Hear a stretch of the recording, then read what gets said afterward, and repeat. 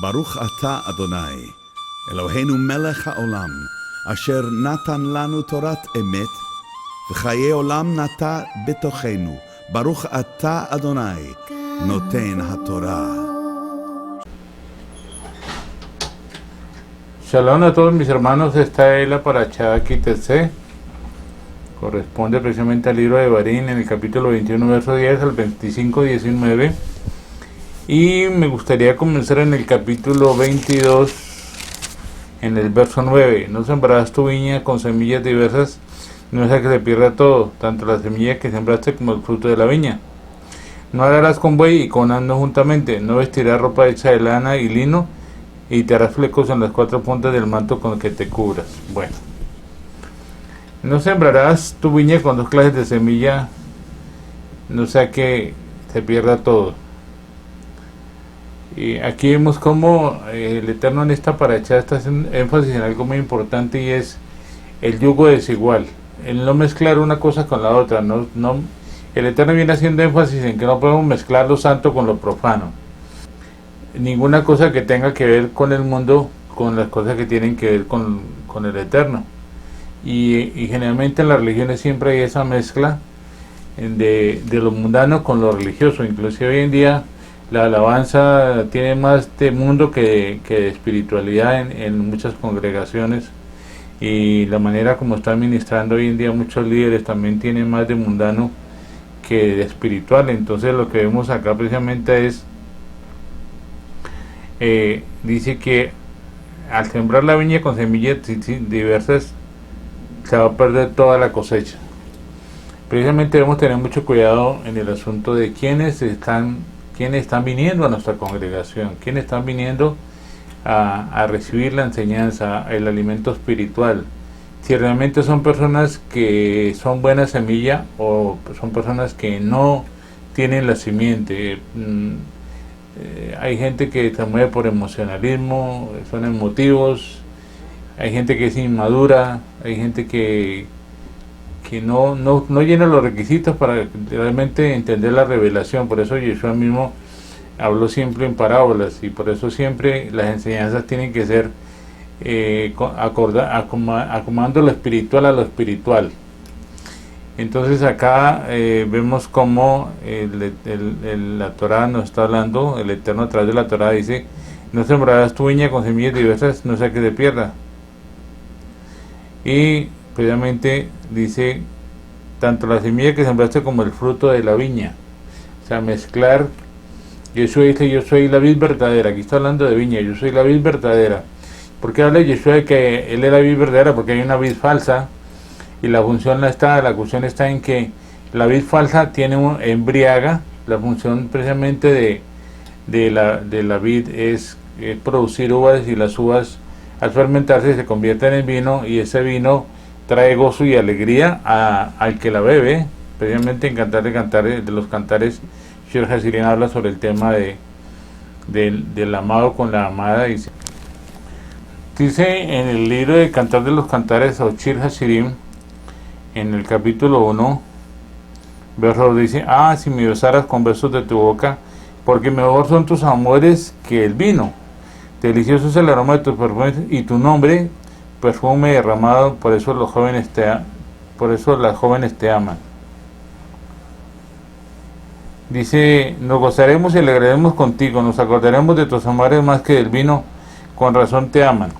O sea, aquí en Shir Hasirim, en Cantar de los Cantares, está hablando sobre el tema del vino. Y cuando hablamos de acá dice: no sembrarás tu viña con semillas diversas, habla precisamente de eso. Hay una vid falsa y hay una vid verdadera. Yeshua es la vid verdadera, que trae gozo, que trae alegría a nuestro espíritu. La vid falsa puede traer una embriaguez falsa, puede traer una embriaguez que no es correcta. Por eso lo que el enemigo ha hecho en este tiempo, mucho tiempo atrás, el enemigo ha trabajado como esa vid falsa que embriaga a muchos. La vid falsa trae un conocimiento falso, y la gente se llena de mucho conocimiento El conocimiento lo lleva a una embriaguez, a una altivez, a una arrogancia que es una embriaguez donde la persona termina mostrando su desnudez, como sucedió en el caso de Noah cuando plantó una viña.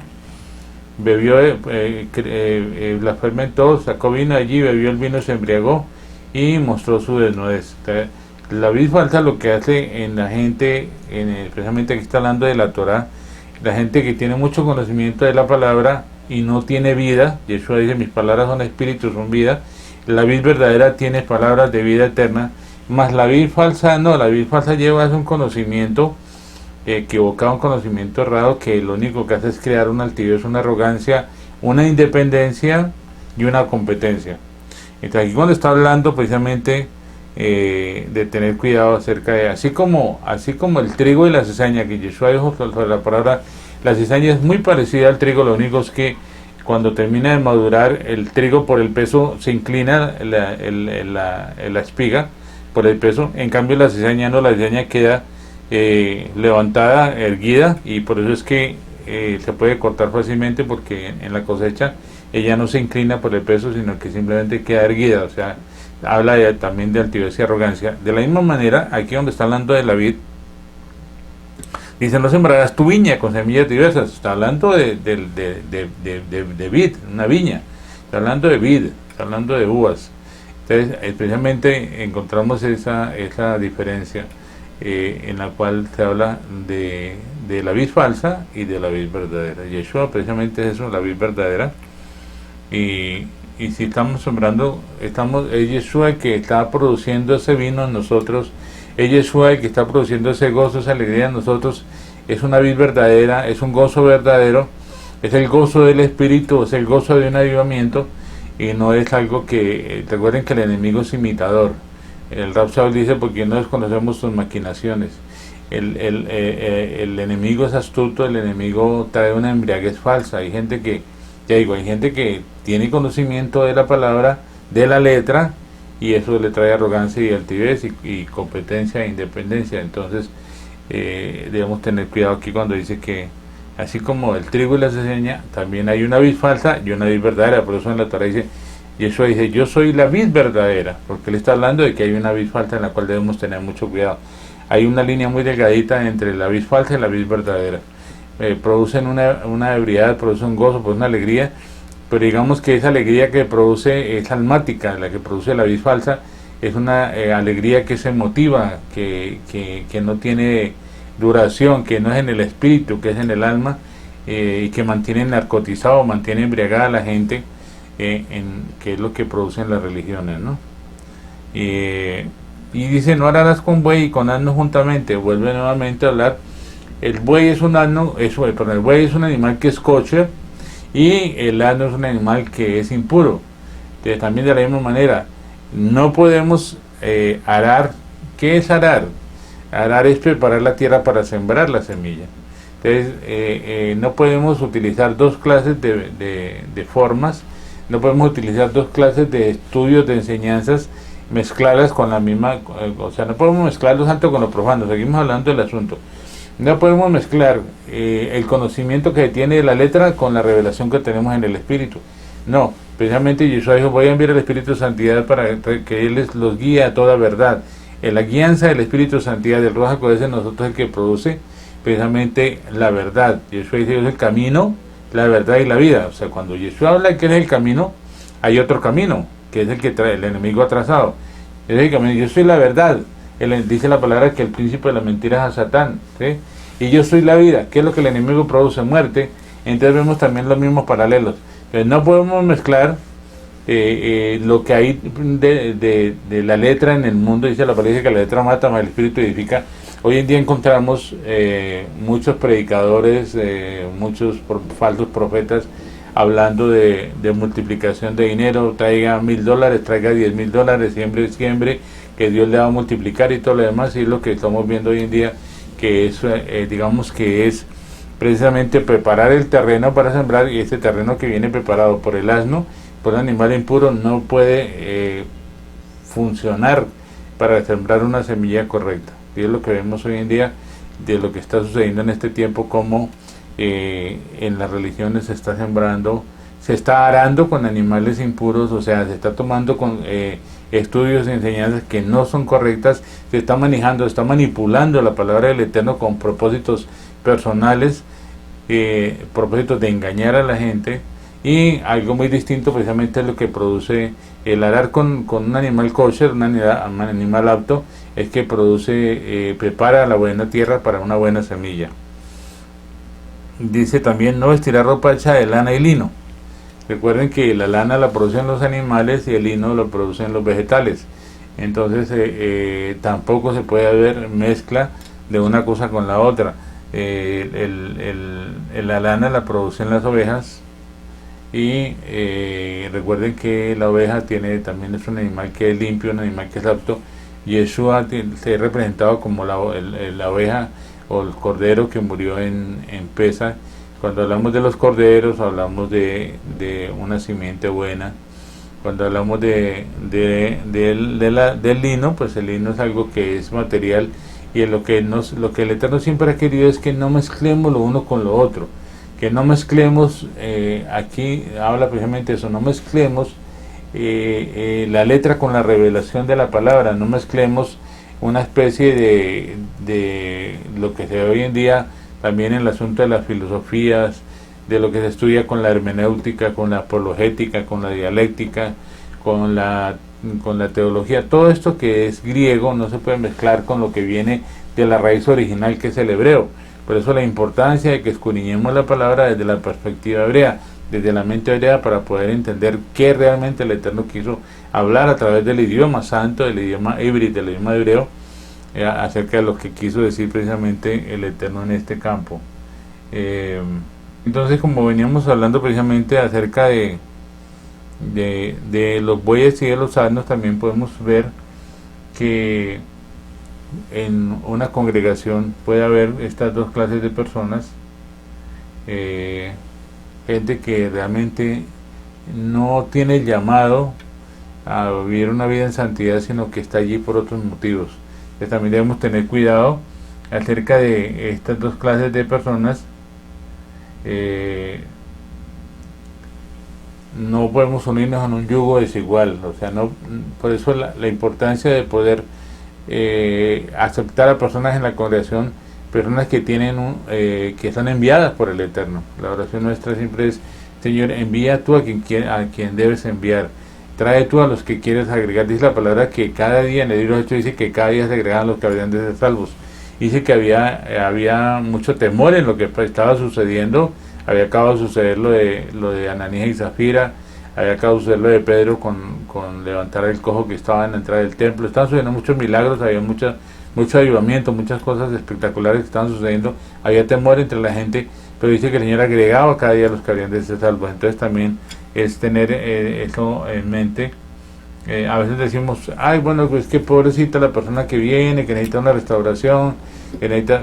Y resulta que no son personas que el Eterno ha traído. Entonces vienen, están un tiempo, se les ministra liberación, sanidad, ya están bien y se van nuevamente al mundo y vuelven otra vez, y como dice la palabra, que el perro vuelve a su vómito y la puerca a su lodazal. Y es lo que hemos visto muchas veces: personas que vienen únicamente utilizan la unción que hay para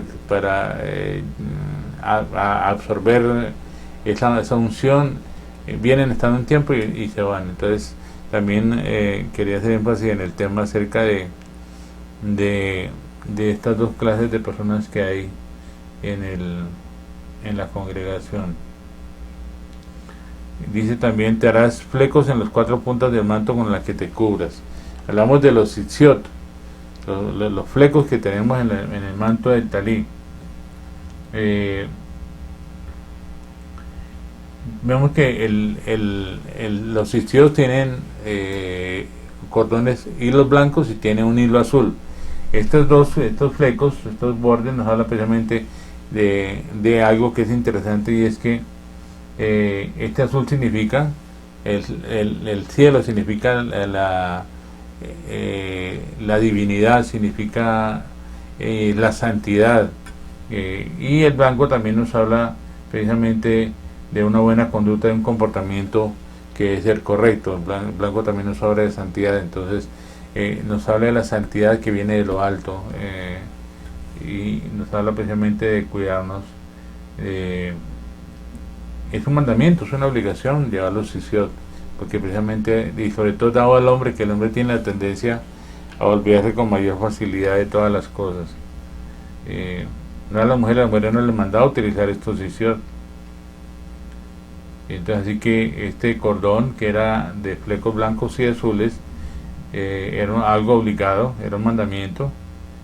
Era algún mandamiento, porque precisamente el Eterno quería recordarnos de dónde veníamos nosotros. El azul significa lo celestial, y el blanco nos habla también de una buena conducta y un buen comportamiento, una santidad, y debemos estar siempre sujetos a lo celestial, ¿no?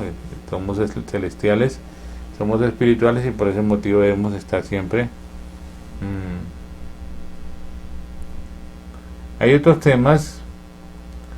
Habla precisamente en el 25.4. Hay muchos temas aquí para hablar, pero vamos a saltarnos al 25.4, diciendo: no pondrás vos al buey que trille.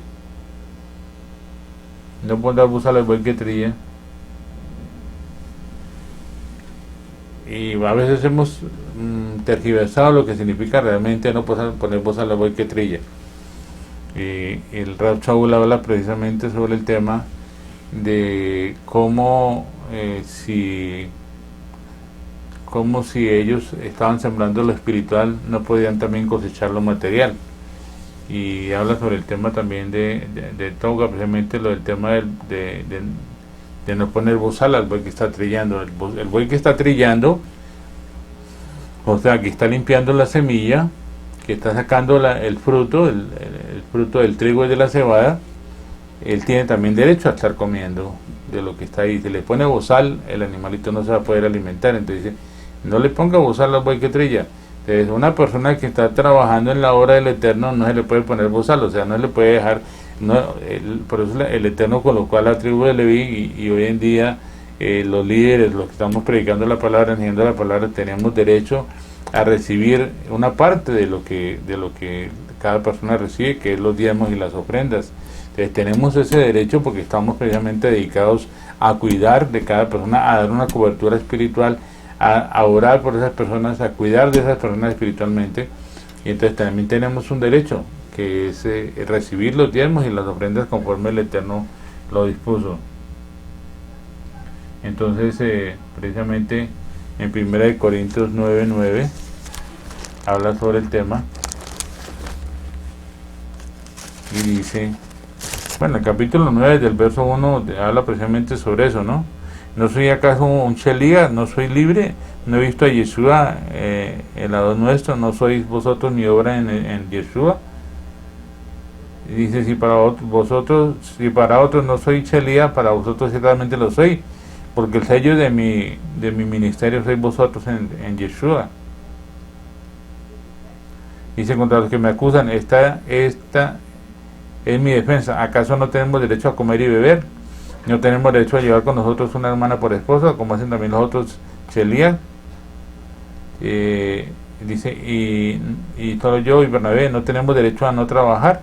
¿Quién fue jamás soldado a sus propias expensas? ¿Quién planta una viña y no come de su fruto? ¿O quién apacienta el rebaño y no toma de la leche del rebaño? Digo esto solo como hombre, ¿no dice esto también la ley? En la ley de Moisés está escrito: no pondrás bozal al buey que trilla. ¿Se preocupa Elohim por los bueyes, o lo dice enteramente por nosotros? Sí, por nosotros escribe esto, porque con esperanza debe arar el que ara, y el que trilla con esperanza de recibir el fruto.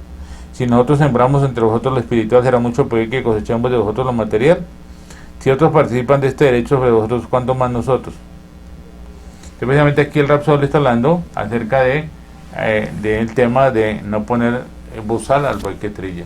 Tenemos una libertad en la palabra precisamente para esto, para poder laborar en el... Y la palabra misma del Eterno dice que todo obrero es digno de su salario. Entonces, si todo obrero es digno de su salario, el compromiso y la obligación está en las ovejas de dar la manutención a aquel que los pastorea. El pastor no debería salir a buscar ninguna otra cosa, sino únicamente esperar que de la misma manera, así como el Eterno bendice a cada persona, a cada oveja, ella también bendiga a quien es su líder, a quien es su guardián, a quien es su cobertura, a quien es su padre espiritual, digámoslo así, ¿no? En el caso 24 es en el caso de la lepra.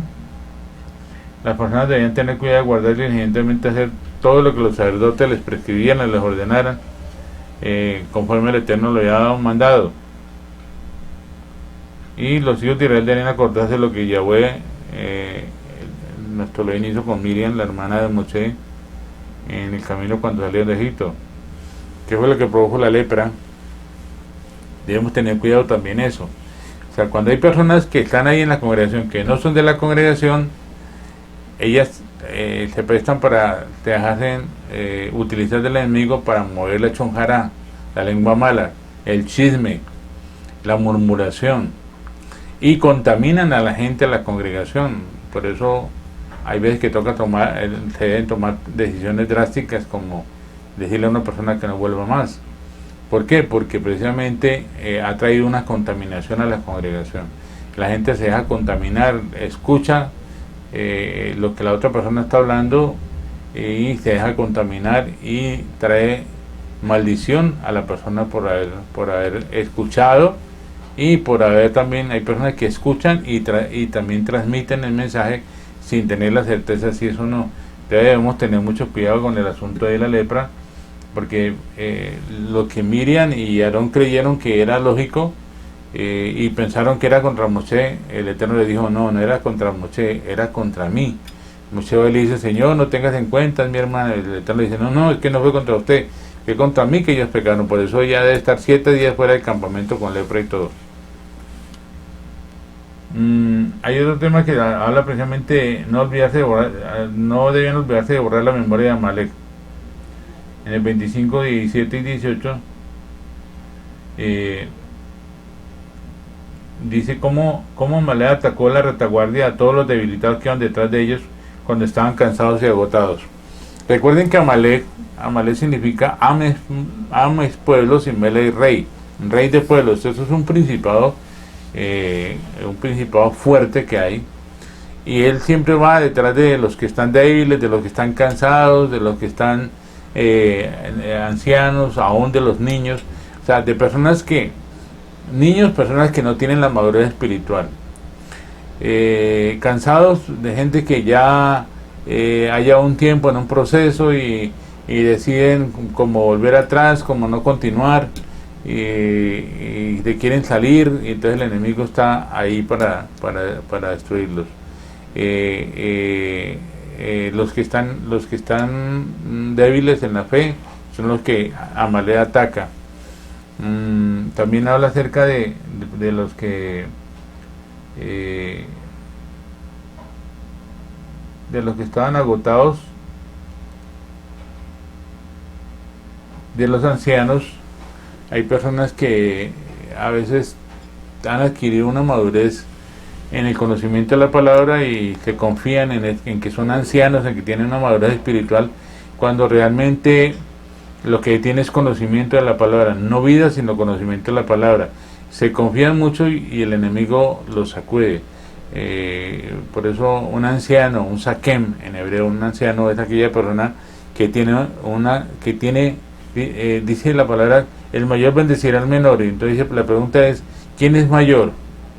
¿El que tiene más conocimiento, el que ha estudiado más de la palabra, el que se sabe de memoria los capítulos, los versículos, o el que tiene más de Yeshua?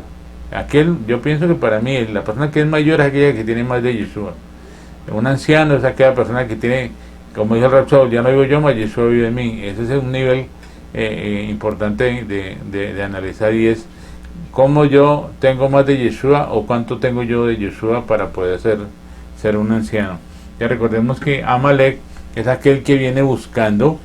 Hay que tener mucho cuidado porque Amalek es también un espíritu o una potestad que está tratando de atacarnos en la parte en la cual nosotros somos débiles. O sea, si tú tienes un problema con el dinero, la palabra dice que la raíz de todo lo malo es el amor al dinero. Si tú tienes un problema con el dinero, ten cuidado porque el enemigo te ataca por ese lado. Si tú tienes un problema con las mujeres, el enemigo te va a estar por ese lado. Si tú tienes un problema con los hombres, el enemigo te va a estar por ese lado. Entonces, ese Amalek es el que viene atacando la parte débil que nosotros tenemos, la parte en la cual hemos venido del mundo con esa debilidad. Entonces, hay alguien que viene con un problema, una mujer que viene con un problema de prostitución o de adulterio, y el enemigo trata precisamente en un momento dado, después de tener una madurez espiritual, trata de volver nuevamente a atacar, y si la persona se descuida, el enemigo la ataca por la parte que es más débil. Con todas las personas, porque cada uno de nosotros venimos con algo que nos afectó y que traíamos del mundo, y que era vergüenza en todas las áreas, sobre todo en las áreas de la carne. Hay gente que hay hombres que no pueden tener los ojos quietos, miran mucho a las mujeres, hay hombres que miran a otros hombres, hay mujeres que miran a otras mujeres,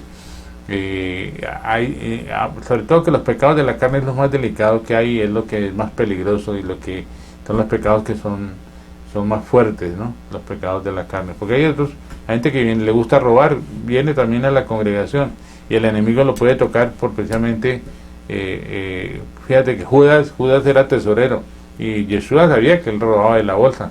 Entonces, ¿por qué? Porque Judas era débil por el dinero, amaba el dinero. Entonces hay que tener cuidado también por ese lado en el asunto de Amalek. Precisamente dice: por consiguiente, cuando Yahweh le bendijo a los hijos de Israel reposo de todos sus enemigos y les dio la tierra que él les había prometido por heredad, ellos debían borrar de debajo del cielo la memoria de Amalek. No debían olvidar esto, dice el verso 19. O sea, no podemos olvidarnos. Hemos batallado contra muchas cosas, pero principalmente contra la debilidad que es más fuerte en nosotros. Ese es Amalek que nosotros tenemos. Debemos pelear, batallar contra ese Amalek. No podemos darle oportunidad que él se fortalezca en nosotros. Por el contrario, dice en el verso 19, no deberían olvidar esto. No debemos olvidar precisamente este asunto en cuanto a Amalek. Dice precisamente eso en el verso 19. Por tanto, cuando Yahweh Elohim te dé descanso de todos los enemigos que te rodean en la tierra que Yahweh Elohim te da como heredad, para que la poseas, borrarás la memoria de Amalek de debajo del cielo. No lo olvides. O sea, no podemos olvidar esa debilidad que hay en nosotros, esa parte que es clave y importante fortalecerla. Entonces, ¿cómo la fortalecemos? En la manera que nosotros mostramos esa debilidad delante del Eterno. Dice la palabra: diga el débil, fuerte soy. En la manera que delante del Eterno nos mostramos esa debilidad, el Eterno se va a fortalecer en nosotros. Por eso cuando hablamos de Amalek tipifica la carne, ¿no? Amalek tipifica nuestra carne, que es lo que más se opone al camino del Eterno. Entonces, por eso la lucha nuestra es contra la parte carnal, la parte que más nos ataca, la parte en la cual somos más débiles.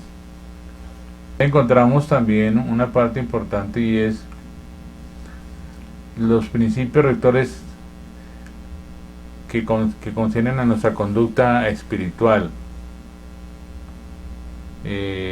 Vemos como aquí en esta porción de la palabra hay 5 principios rectores concernientes a nuestra conducta. La primera, con respecto al Eterno, de ser santificados y temerle a Él. La segunda, con respecto a uno mismo, de ser justo y de ser puro. Y la tercera, con respecto a los demás, ser bondadoso y ser generoso. Y la cuarta, con respecto a los animales, ser perdonador y compasivo. Y la quinta, con respecto al enemigo, rechazarlo y mantenernos apartados de él. Son 5 principios rectores que conciernen a nuestra vida y a nuestra conducta espiritual. Con respecto a Elohim, ser santificados y temerle. La palabra dice que sin santidad no lo podremos ver. Es necesario andar en santidad. La palabra santo en hebreo es kadosh, que significa apartado, ¿no? Y el temor al Eterno. El principio de la Torah es el temor al Eterno. Con respecto a nosotros mismos, ser justos y puros. Precisamente necesitamos que Yeshua habite en nosotros de una manera completa y total, para que podamos ser justos y puros. Él es el que trae la justicia y trae la pureza.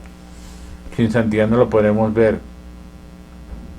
Con respecto a los demás, ser bondadoso y generoso. Precisamente el Eterno bendecía a aquellos que eran generosos y que eran bondadosos para que ellos siguieran bendiciendo, y si no, aquellos que no eran bondadosos, así fuera poquito lo que tuvieran y no eran bondadosos, el Eterno no les iba a bendecir, el Eterno les iba a cortar la bendición, no iba a permitir que fueran prósperos. Entonces, necesitamos ser bondadosos y generosos con respecto a los demás. Inclusive la palabra en la parasha esta le dice que si tú le prestas a tu hermano, en otras parashas vimos ahí lo mismo, si tú le prestas a tu hermano, si tu hermano tiene necesidad y tú tienes la posibilidad de ayudarle, no se lo niegues. Y si tú le prestas a tu hermano, no esperes que él te devuelva el dinero. Si no te lo puede devolver, descansa, porque el Eterno sé que te va a devolver el dinero. Entonces, aparte de que el dinero te lo dio fue el Eterno, entonces también habla sobre el mismo tema. Con respecto a los animales, ser perdonador y compasivo, vemos que dice también en el versículo, la palabra dice que si alguien encontraba a un animalito con sus polluelos, no tenía que matar al animalito, los polluelos, sino tomar los polluelos y dejar que la madre se volara, se fuera, porque ella podía volver nuevamente a procrear y no se iba a acabar. O sea, el Eterno estaba previendo que en la manera como éramos perdonadores y compasivos, también de todas maneras íbamos a permitir que no se extinguiera las especies que nos podían proveer de alimento, ¿no? Y con respecto al enemigo, a Satán, rechazarlo y mantenernos apartados de él. Dice la palabra que resistid al diablo y él huirá de vosotros. Entonces la importancia es esa. Nosotros debemos rechazarlo y mantenernos apartados de él, lejos de él. Por eso es importante que busquemos siempre andar en el camino de santidad, porque la palabra dice que el enemigo anda como león rugiente buscando a quien devorar, y nosotros debemos de andar en la santidad, y el Eterno es el que nos guarda, el Eterno es el que nos cuida si nosotros no nos salimos del redil. Entonces vemos acá que todo lo que el Eterno ha estado haciendo precisamente, y hablando en el libro de Devarim, es podemos comparar el libro de Devarim con el libro de Shemot, aún con el libro de Yikra y Bamidbar, y vemos que los estatutos y las ordenanzas que Moshe proclamó aquí nuevamente en Devarim son los mismos que se hablan en todo el respecto de la Torah. El libro de Devarim es una recopilación de todo lo que el Eterno habló por medio de Moshe al pueblo de Israel, una recopilación de todo. Y vemos que es muy importante y es muy explícito este libro de Torah, es fundamental, es el quinto libro y es fundamental porque aquí realmente la palabra de Devarim dice, estas son las palabras. ¿Cuáles palabras? Las que el Eterno habló. ¿Dónde está el Eterno? En su hablar. ¿Cómo lo podemos conocer? Cuando Él habla lo podemos conocer. Dice que el verbo, la palabra, se hizo carne y habitó entre nosotros. La palabra creadora, lo que el Eterno salió de la boca del Eterno, la palabra creadora, que fue la que vino a este mundo. Entonces es importante que entendamos que el Eterno quiere que andemos en camino de santidad. El Eterno quiere que hagamos una separación entre lo santo y lo profano. El Eterno quiere que caminemos por el camino correcto, y eso dice, yo soy el camino, la verdad y la vida. Y es importante porque Él estando en la puerta es el camino que nos lleva a la siguiente puerta, que es la verdad, que es la puerta que estaba entre el atrio y el lugar santo, y a la siguiente puerta, que es la vida, que está entre el lugar santo y el lugar santísimo. Allí nos introduce en la intimidad con el Eterno. Entonces es importante que entendamos que siempre debemos buscar la santidad. Sin santidad no lo podemos ver. La espero la próxima semana. Chao, shalom para todos. Baruch ata Adonai, Eloheinu melech haolam, asher natan lanu torat emet, v'chaye olam nata betochenu. Baruch ata Adonai, noten haTorah.